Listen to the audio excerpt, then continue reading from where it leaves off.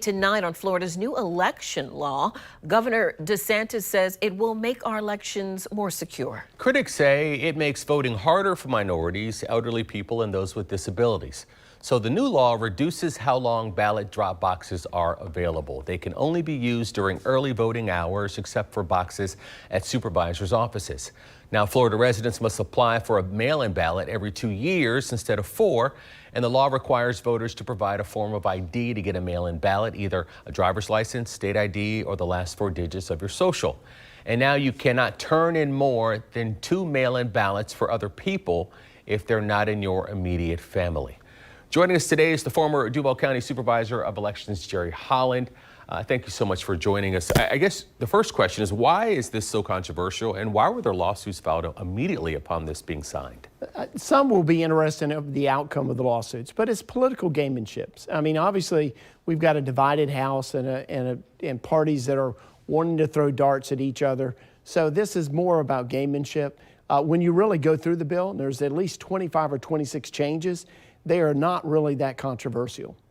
And Mr. Holland, Governor DeSantis said in November that Florida had one of the most secure elections in the country. So why this law? Well, in fact, we did very well in Florida. But there is an example of one thing that is correct in this bill, where someone went online and actually changed the governor's address so that when he went and requested a vote in person, he actually was not at that polling location.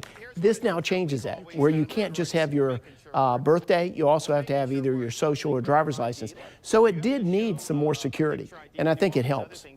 So Duval County voters want to know, what is the impact for them when it comes time to vote again? For most, they will not see any of these 25 changes. Probably the only thing that will impact is those that are voting by mail will have to request for only the next year of elections. They used to be able to request for the next 2 years of elections. That is a change, but there's a reason for that. About 10% of the voters move in the county and don't notify the Supervisor of Elections. That prevents 30 or 35,000 absentee ballots being moved to an address that there's no longer a voter there.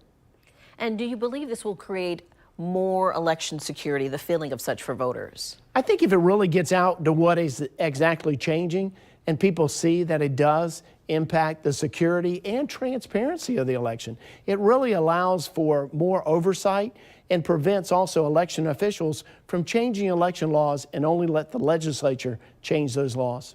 Well, one of the facets of this law is not allowing people to pass out, water.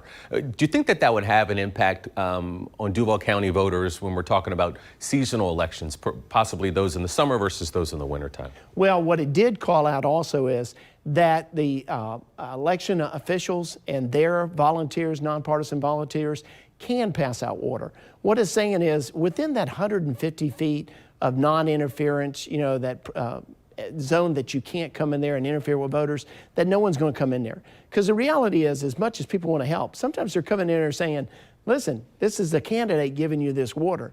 What we're saying now is, based on this law, is the election staff will provide everything, and we did that, whether it be seating or wheelchairs or water. That's what's going to continue, and those people will be helped in line when it's very hot.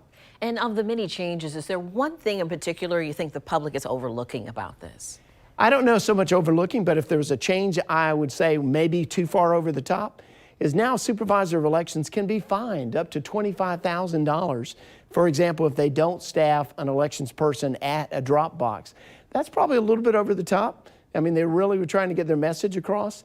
But other than that, really, if you go down the list of things, there really are improvements and adds to transparency in the entire election process. If you could pull out your crystal ball, I mean, do you think we're going to have more mail-in ballots now cast or less as a result of this bill?